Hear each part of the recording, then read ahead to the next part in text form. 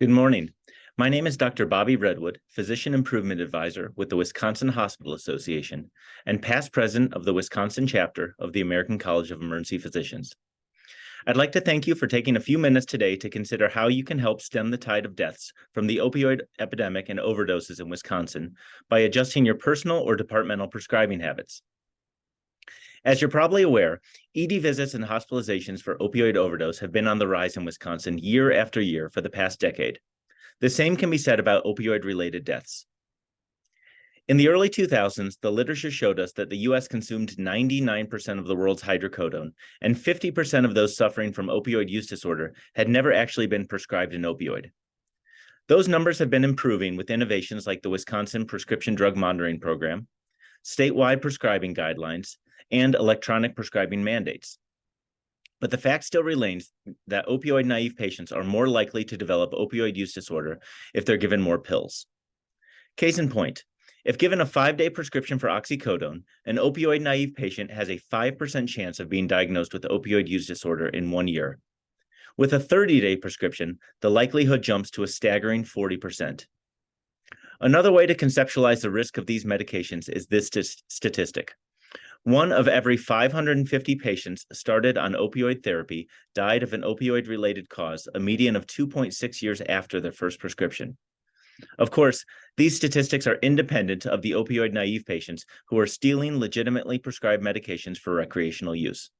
Folding diversion into the equation, it's quite clear that we, as healthcare professionals, have to do everything we can to get excess opioids out of circulation, and fast. We should not give up hope. We're actually in a key position to intervene and save lives.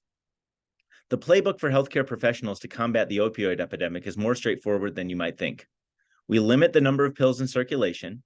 We seek alternatives to opioids for acute and chronic pain whenever possible.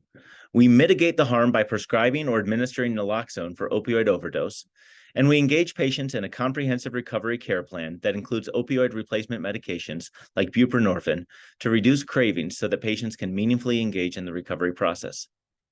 Our focus today, right now, is limiting the number of pills in circulation. You've probably already taken some key steps, like reviewing the Wisconsin State Opioid Prescribing Guidelines, looking up your patients in the PDMP before prescribing, and using e-prescribing whenever possible. So let's take a look at some innovative strategies that you may not have tried. While listening, ask yourself, could this work in my practice? First, consider doing a departmental review of opioid pill counts prescribed for common painful conditions. Ask yourself, are we prescribing in a uniform fashion, or are these departmental outliers? A follow-up question, are the specific pill counts appropriate, or is there room to go down? I know in my ED, we found that most prescribers were prescribing 12 tabs of oxycodone at a time, with a couple of outliers prescribing 30 tabs. We agreed as a department to reduce our standard pill count to 10 tabs and coach the outlying prescribers. Our bounce back rate did not change, and we did not see an uptick in patient complaints. Here's another idea. Why don't you consider novel alternatives to opioids for acute and chronic pain complaints? Did you know that you can use IV lidocaine for kidney stones? Use nitrous oxide to facilitate abscess drainage, or do trigger point injections for back spasm? You could inject subcutaneous sumatriptan for intractable migraines. The list goes on. The body of evidence for alternatives to opioids is exploding in the medical literature, and the WHA Quality Center has a wealth of resources on this topic. If you'd like to adapt your departmental protocol or have a journal club on the topic, you can check out the WHA Quality Center website. Third, we often offer a care plan to treat pain, but not a plan to dispose of unnecessary medications. Take a moment to look up your local drug disposal site on the Wisconsin Department of Health Services website under Permanent Drug Drop Boxes.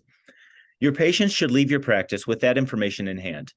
Better yet, if you're a high prescriber due to the nature of your work, trauma care, arthroplasty, oncology, etc., consider investing in drug disposal bags that can be handed out with opioid prescriptions. There are a variety of commercial options, and patients can simply dissolve their unused pills in the deactivating substrate and then drop the bag in the regular trash. Just search Drug Deactivation System for pricing and bulk options. Finally, try stepping out of your comfort zone and break your own habit of prescribing these medications. There is strong literature that ibuprofen and Tylenol offer superior analgesia to opioids for dental pain, low back pain, headaches, and even minor to moderate fractures. If you find you're still prescribing opioids for some of these common complaints, come up with a game plan to avoid opioid prescribing with insistent patients. My approach is to educate the patients on the side effects first. I say to my patients, these medications are constipating, they're habit forming, they can make you loopy. I then let my patient know that I care. I want to focus on you and relieving your pain, but I can't risk exposing you to these dangerous side effects. And then I leave my patient with hope. Scheduled ibuprofen and Tylenol are way more effective than taking them sporadically. I'm confident this new approach will relieve some portion of your pain.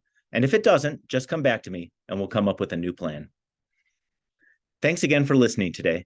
Before I sign off, I'd like to propose one simple question for your care team. What changes can we make to our personal behavior or our care protocols that will result in fewer opioid prescriptions and fewer opioids in Wisconsin medicine cabinets? Please take a few minutes to discuss this question as a group. Take notes from the natural brainstorming session that occurs and consider identifying an action item or clinical champion to move your group towards prescribing fewer opioids or facilitating disposal of unnecessary opioids. That question once again, what changes can we make to our personal behavior or our care protocols that will result in fewer prescription opioids in Wisconsin medicine cabinets? Thank you.